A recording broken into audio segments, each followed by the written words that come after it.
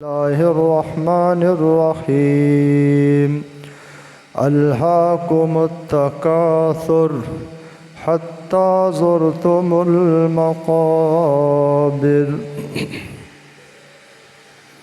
آواز ٹھیک ہے؟ صحیح آواز۔ آج آپ کے سامنے پیارے نبی علیہ الصلاۃ والسلام کا ایک خواب بیان کرنا چاہوں گا، جو خواب ہم سب کے پیارے نبی علیہ الصلاۃ والسلام کو دکھلایا گیا، اور اس خواب کے ذریعے اللہ تعالیٰ نے کچھ لوگوں کے حالات بیان فرمائے کہ مرنے کے بعد انسان کے ساتھ کیا ہوتا ہے۔ ہم دنیا کے اندر بڑے خوش ہیں، اور ہم دنیا کے اندر گناہ کرتے ہیں، اللہ کی نافرمانیاں کرتے ہیں، لیکن ہمیں اس بات کا نہیں پتہ کہ مرنے کے بعد ہمارے ساتھ کیا کچھ ہوگا۔ اس حوالے سے قرآن و حدیث کے اندر ہم سب کی رہنمائی کی گئی ہے کہ مرنے کے بعد انسان دنیا میں جو کچھ کر کے جاتا ہے، اسی حساب سے اور اسی مناسبت سے انسان کے ساتھ مرنے کے بعد سلوک کیا جاتا ہے۔ ہم سمجھتے ہیں کہ مرنے کے بعد ہمیں آرام ملے گا، ہم جب قبر میں جائیں گے وہاں جا کر سو جائیں گے، اور ہماری قبر دنیا سے بہتر ہوگی۔ لیکن محترم بھائیوں، ایسی بات نہیں ہے، بلکہ جیسے اعمال ہوں گے انہی اعمال کے مطابق ہمیں جزا اور سزا ملے گی۔ صحیح بخاری کی حدیث آپ کے سامنے رکھنا چاہتا ہوں۔ حدیث نمبر ہے 7047۔ اس حدیث کے اندر جناب رسول اللہ صلی اللہ علیہ وسلم کا خواب بیان ہوا ہے۔ صحابہ کرام رضی اللہ عنہم اجمعین فرماتے ہیں کہ فجر کی نماز کے بعد آپ صحابہ سے پوچھا کرتے تھے، تم میں سے آج کس نے خواب دیکھا ہے؟ جس نے بھی خواب دیکھا ہوتا تھا آپ کے سامنے خواب بیان کرتا تھا، اور جناب نبی کریم صلی اللہ علیہ وسلم اس خواب کی تعبیر فرماتے تھے۔ تو اس دن آپ نے فرمایا کہ تم میں سے آج کس نے خواب دیکھا ہے؟ سارے صحابہ رضی اللہ عنہم اجمعین خاموش رہے۔ تو آپ نے فرمایا کہ آج میں نے خواب دیکھا ہے۔ پھر آپ نے اپنا خواب بیان کرنا شروع فرمایا کہ خواب کے اندر میرے پاس دو آئے۔ آپ نے دو کا ذکر فرمایا کہ میں سو رہا تھا، خواب کے اندر دو میرے پاس آئے اور مجھے کہا کہ اٹھیے ہمارے ساتھ چلیے۔ آپ فرماتے میں ان دونوں کے ساتھ چل پڑا۔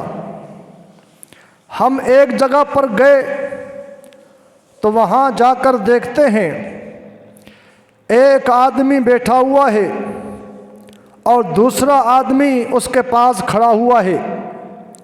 جو آدمی کھڑا ہوا ہے اس کے پاس بڑا پتھر ہے، اور وہ آدمی جو بیٹھا ہوا ہے یہ بڑا پتھر اس آدمی کے سر پر مارتا ہے، اور اس کا سر جو ہے بری طرح متاثر ہو جاتا ہے، اور یہ پتھر دور جا کر گرتا ہے، اور یہ جا کر پتھر کو لے آتا ہے۔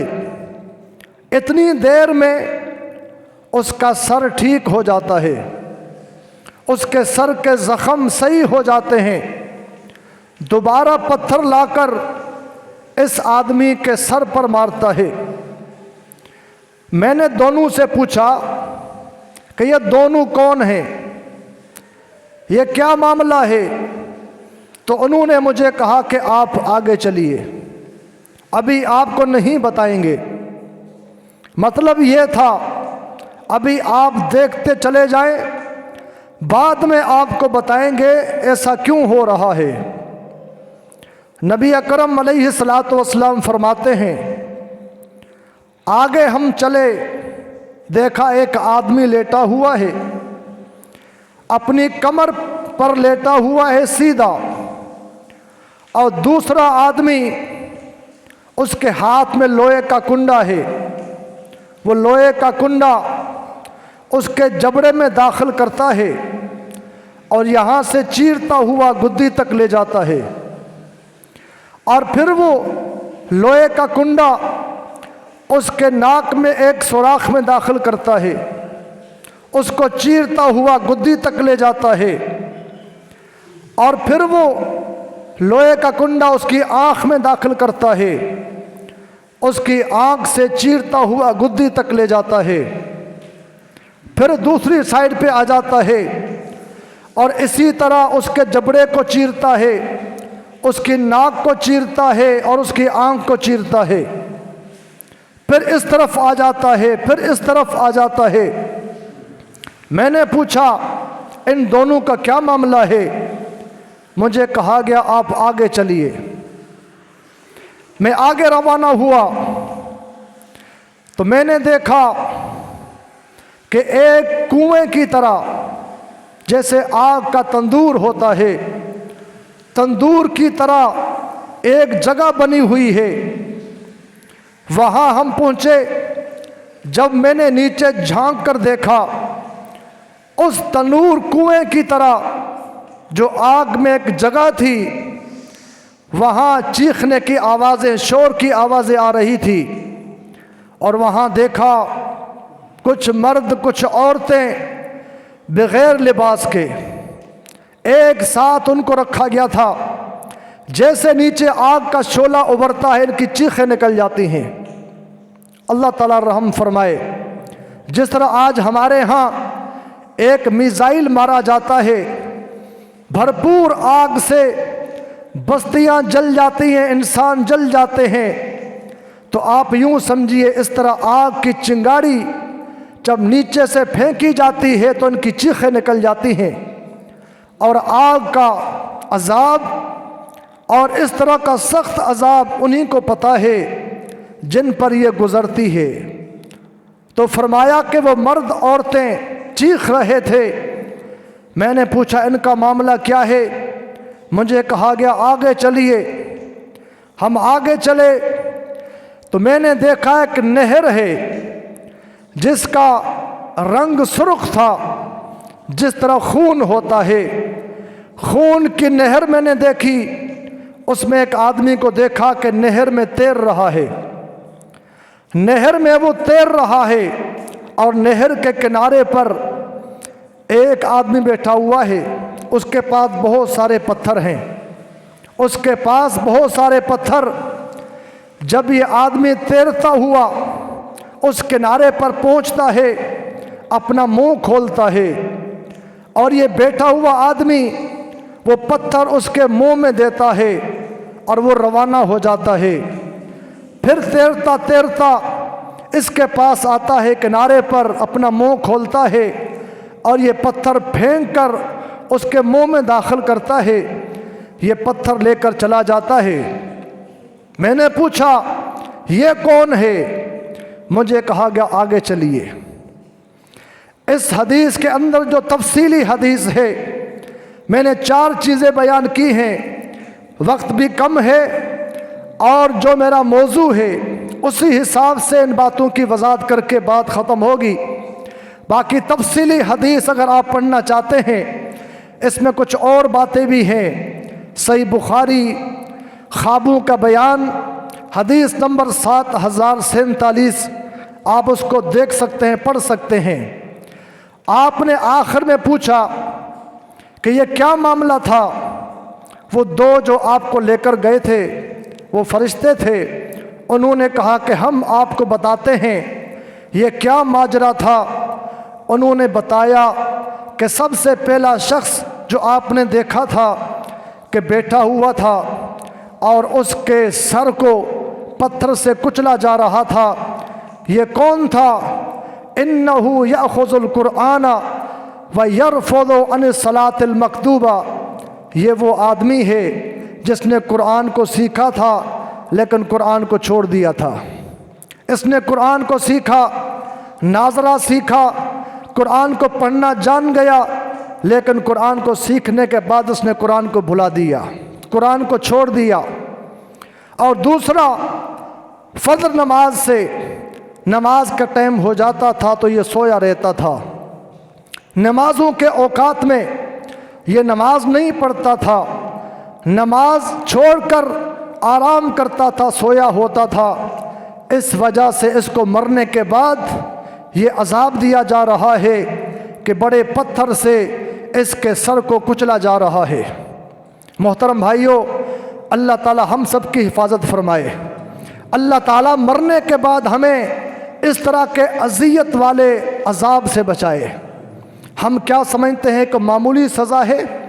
دیکھیں، دنیا میں اگر ہم بائک چلاتے ہیں، گاڑی چلاتے ہیں تو سر کو چھپانے کے لیے ہیلمٹ کا استعمال کرتے ہیں، ہیلمٹ پہنتے ہیں کہ سر کی چوٹ بڑی خطرناک ہوتی ہے، اگر کہیں گر گئے، اگر سر میں زخم آ گیا تو انسان مر بھی سکتا ہے۔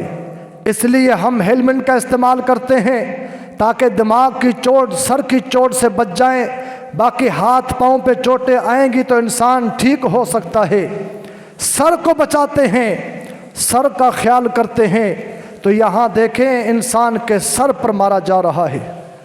سب سے بڑی خطرناک سزا انسان کو دی جا رہی ہے، اس کے سر پر کوئی لکڑی نہیں، کوئی ڈنڈا نہیں، بلکہ بھاری پتھر مارا جا رہا ہے، اور یہ مسلسل مارا جا رہا ہے۔ پتھر لے آتا ہے پھر مارتا ہے، پتھر لے آتا ہے پھر مارتا ہے۔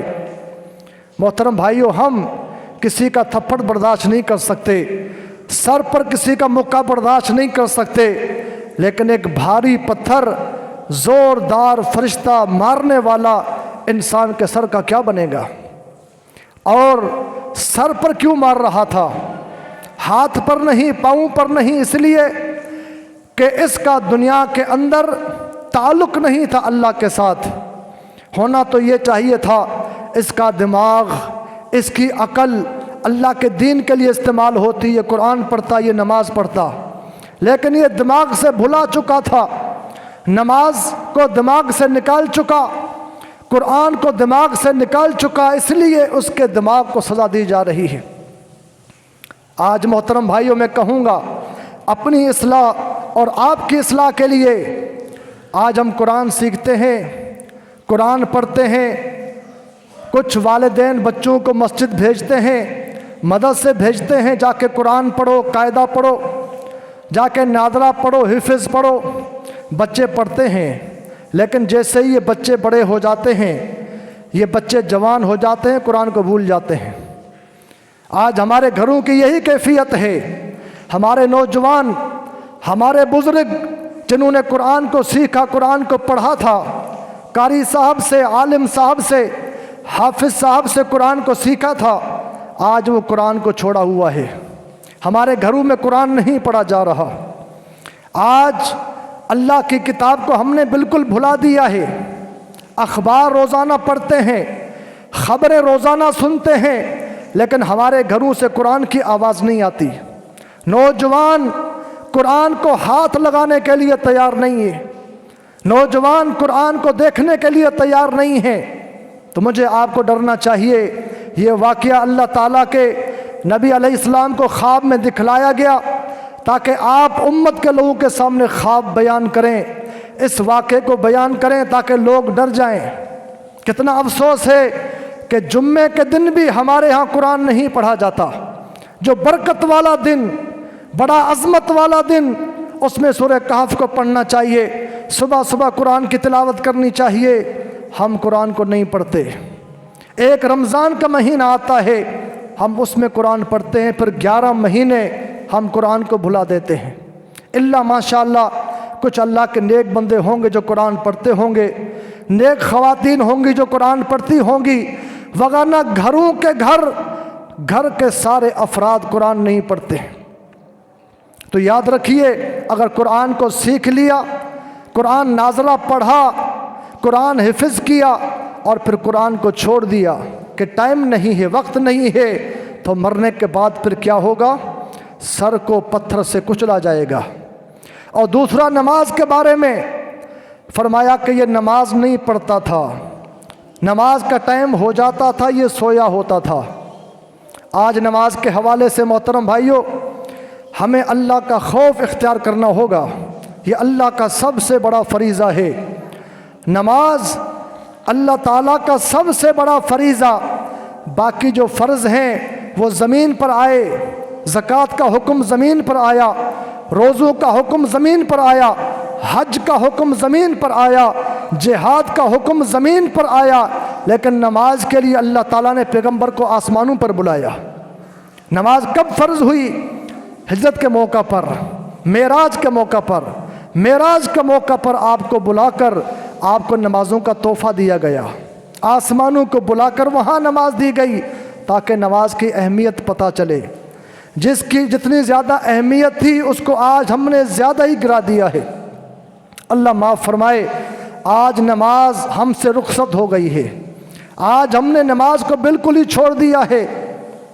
افسوس سے کہوں گا، سب سے پہلے اپنے آپ کو، پھر آپ بھائیوں کو، کہ نماز کی فکر کیجئے، نماز کے لیے وقت نکالیے، اللہ کے فرض کو سب سے پہلے ادا کیجئے، وگرنہ اللہ تعالیٰ کتنا بڑا ناراض ہوتا ہے۔ بہت ساری حدیث قرآن کی آیات ہیں، لیکن ایک یہ حدیث ہمارے سامنے آئی، آپ نے بتایا کہ جو نماز نہیں پڑھتا تھا، نماز کے ٹائم سویا ہوتا تھا، اس کے سر پر پتھر مارے جائیں گے۔ کیا ہم یہ پتھر برداشت کر سکیں گے؟ یہ بھاری پتھر ہمارے سر پر مارا جائے گا، ہم برداشت کر سکیں گے؟ نہ کوئی دوائی، نہ کوئی علاج، نہ کوئی رحم کرنے والا ہوگا، یہ پتھر ہمارے سروں پر لگیں گے۔ اللہ تعالیٰ پناہ میں رکھے۔ آج ہم صرف جمعے کی نماز پڑھتے ہیں، ہمارے مسلمان بھائی نمازوں کے معاملے کے اندر بڑی کوتاہی کرتے ہیں، میں بھی کرتا ہوں، آپ بھی کرتے ہیں، لیکن سوچنا ہوگا کیا ہم پر صرف جمعہ فرض ہے؟ باقی 5 نمازیں ہم پر فرض نہیں ہیں؟ اور فجر کی نماز میں تو ہم اٹھ نہیں سکتے، فجر کی نماز ہماری بستروں پر ضائع ہوتی ہے، فجر کی نماز ہماری دن چڑھے ادا ہوتی ہے، سورج طلوع ہو جاتا ہے اور ہم نماز نہیں پڑھتے۔ اور ہم میں سے کچھ تو ایسے ہیں نماز کو بالکل چھوڑ دیتے ہیں کہ ٹھیک ہے رہ گئی تو اب رہ گئی، جبکہ پتہ ہونا چاہیے نماز کا معاملہ بڑا سخت ہے۔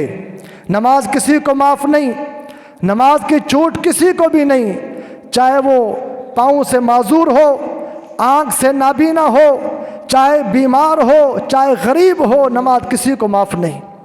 یہاں تک کہا گیا جو کھڑے ہو کے نماز نہیں پڑھ سکتا، اتنا بیمار ہے، اتنا کمزور ہے، بیٹھ کر نماز پڑھ لے، نماز معاف نہیں ہے۔ ہاسپٹل میں ہے، بیڈ پر بیٹھا ہوا ہے، لیٹا ہوا ہے، وقت ہو جائے اس کو وہاں نماز پڑھنی ہے۔ اپنی صحت کی قدر کیجئے، اللہ نے صحت دی، سے فائدہ اٹھائیے۔ بیماری آئے گی، یہ اللہ تعالیٰ کی طرف سے سمجھو کہ ہم سے جو نعمت ہے صحت کی وہ چھن جاتی ہے۔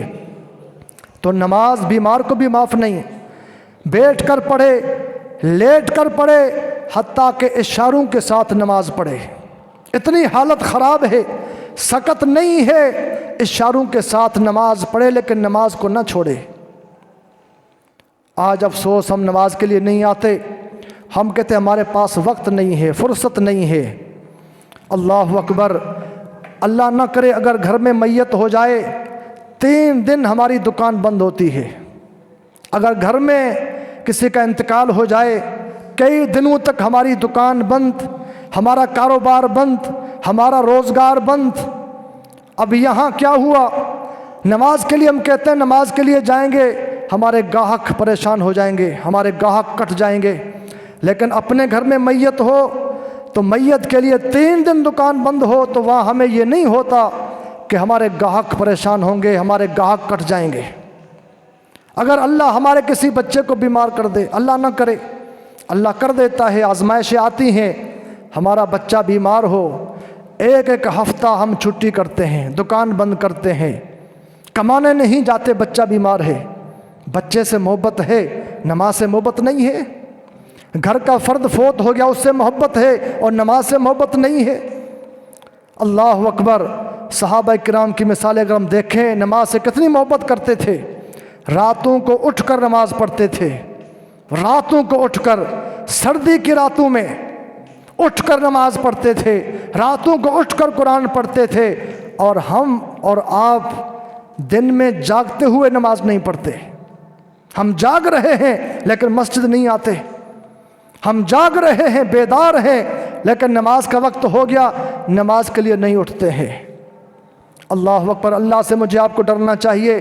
تو یہ کہا گیا جو قرآن کو بھلاتا ہے، نماز کو بھلاتا ہے، مرنے کے بعد اس کے سر پر کیا ہے؟ پتھر مارے جائیں گے۔ اللہ ہمیں پکا نمازی بنائے، اللہ ہمیں قرآن پڑھنے والا بنائے، اللہ ہمیں قرآن کی تلاوت کرنے والا بنائے۔ اور پھر فرمایا کہ ایسے کچھ لوگ دیکھے، ایسی عورتیں دیکھی جو ایک ہی جگہ کٹھے رکھے گئے تھے۔ یہ کون لوگ ہیں؟ آپ کو بتایا گا کہ یہ وہ لوگ تھے جو دنیا میں گناہ کیا کرتے تھے، دنیا میں شادی نہیں کی، دنیا میں نکاح نہیں کیا، یہ بدکاری کرتے تھے اور اللہ سے ڈرنے والے نہیں تھے۔ اللہ تعالیٰ نے ان کو ایک ساتھ رکھا ہے، کیوں؟ کہ ان کے اندر حیا نہیں تھی۔ میں مجبور ہوں آپ کے سامنے حدیث پیش کر رہا ہوں، یہ اللہ کے نبی علیہ السلام نے اپنی امت کے سامنے بیان فرمائی تاکہ میری امت کے لوگ ڈر جائیں، نکاح کریں، شادیاں کریں۔ نکاح میں ثواب ہے، شادی کرنے میں ثواب ہے، نکاح کرنے سے بندہ گناہ سے بچتا ہے، اور نکاح نہیں کرنے سے، شادی نہیں کرنے سے کیا ہوتا ہے؟ انسان گناہ میں جا پڑتا ہے۔ گناہ میں پڑ جائے گا تو پھر کہاں جائے گا؟ جہنم کے تندور کے اندر، جہنم کے کنویں کے اندر۔ اور کس طرح؟ بغیر لباس کے، لباس نہیں ہوگا۔ کیوں؟ یہ اللہ کی سزا ہے کہ دنیا میں تم نے اس کا خیال نہیں کیا، عزت کا، عصمت کا خیال نہیں کیا، تو آج سزا یہ ہے کہ وہاں کٹھے رکھے جائیں گے۔ اللہ ہماری عزتوں کو بچائے، اللہ ہماری عصمتوں کو محفوظ رکھے، اللہ ہمارے جوانوں کی جوانیوں کو اللہ محفوظ رکھے۔ یہ جوانی دین پر خرچ ہو، اللہ کی راہ میں خرچ ہو، گناہوں پر خرچ نہ ہو، وگرنہ بڑی سمجھو کہ کٹن معاملہ ہے۔ آج اگر بھٹی کے اندر لوہے کو ڈالا جائے تو لوہا لال ہو جاتا ہے، لوہا نرم ہو جاتا ہے، تو کیا انسان کا حال ہوگا جس کو لوہے کی بھٹی میں رکھا جائے گا، جس کو لوہے آگ کے کنویں میں رکھا جائے گا، آگ کی بھٹی میں رکھا جائے گا، کیا حال ہوگا؟ تو یہ منظر دکھائے گئے۔ ہمیں خوش نہیں ہونا چاہیے کہ مرنے کے بعد ہمیں آرام ملے گا۔ اور یہاں کہتا چلوں، آج ہم قبروں پر کیا کرتے ہیں؟ پھول ڈالتے ہیں، قبروں پر ہم پھول ڈالتے ہیں، ہمیں نہیں پتہ مرنے کے بعد کیا ہونے والا ہے۔ قبروں پر چادریں چڑھاتے ہیں، ہمیں نہیں پتہ قبر والے کے ساتھ کیا ہو رہا ہے، وہ کیا کر کے گیا ہے۔ اور ہم پر افسوس یہ بھی ہے، انسان زندہ ہے، اس سے ہماری بنتی نہیں، اس سے لڑائی جھگڑا اختلاف، زندہ ہے تو قدر نہیں، مر گیا تو قبر پر پھول ڈالے جا رہے ہیں، مر گیا تو قبر پر چادریں چڑھائی جا رہی ہیں۔ اللہ اکبر۔ بہرحال اگر ہم نے نیکیاں کی، اچھے اعمال کیے تو پھولوں کی ضرورت نہیں ہے، ہمیں قبر کے اندر پھول ملیں گے انشاءاللہ، ہمیں قبر کے اندر انعامات ملیں گے انشاءاللہ، قبروں پر پھولوں چڑھانے کی نوبت ہی نہیں آئے گی۔ تو بہرحال اپنے آپ کو اللہ کی راہ میں صرف کیجئے۔ آخری بات آپ نے فرمایا کہ میں نے دیکھا एक कुएं की, हाँ एक खून की नहर, सुर्ख उसका रंग है, नहर है, उसमें आदमी तैर रहा है और दूसरा आदमी उसके मुंह के अंदर पत्थर मार रहा है। ये वो आदमी फरमाया कि दुनिया के अंदर सूद खाता था।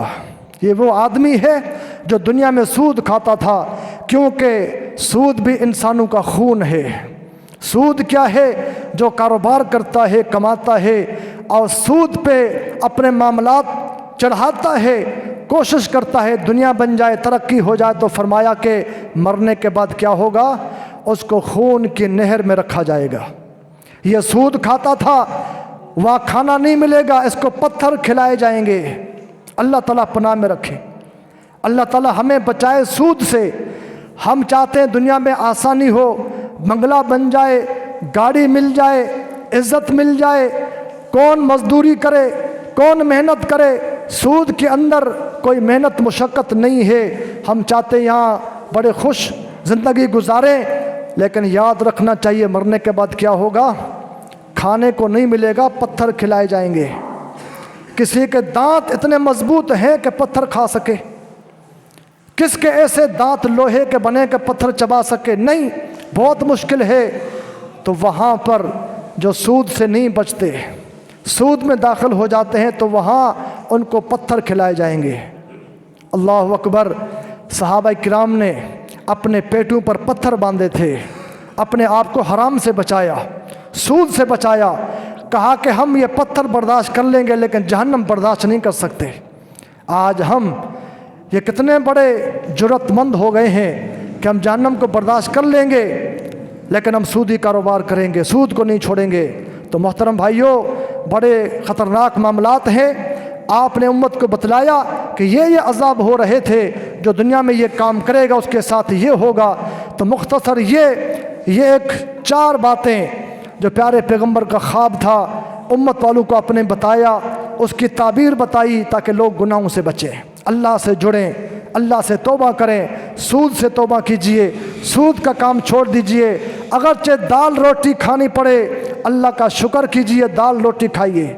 भूखा गुजारा करना पड़े, भूख से गुजारा कीजिए और पानी से गुजारा कीजिए, रोज़े रख कर गुजारा कीजिए, लेकिन हराम से, सूद से अपने आप को बचाएं और गुनाहों से तौबा कीजिए। जो नमाज़ें छोड़ी हैं उससे तौबा कीजिए, जो कुरान नहीं पढ़ते उससे तौबा कीजिए। आइंदा कुरान पढ़ेंगे, कुरान की तिलावत करेंगे, नमाज पढ़ेंगे, नमाजी बनेंगे, नेक बनेंगे, पाकबाज बनेंगे, गुनाहों को छोड़ेंगे, इससे तौबा करेंगे। अल्लाह ताला मुझे आप सबको अमल की तौफीक अता फ़रमाए। अल्लाह हम सब की इस्लाह फ़रमाए। व आखिर दावाना अल्हम्दुलिल्लाहि रब्बिल आलमीन।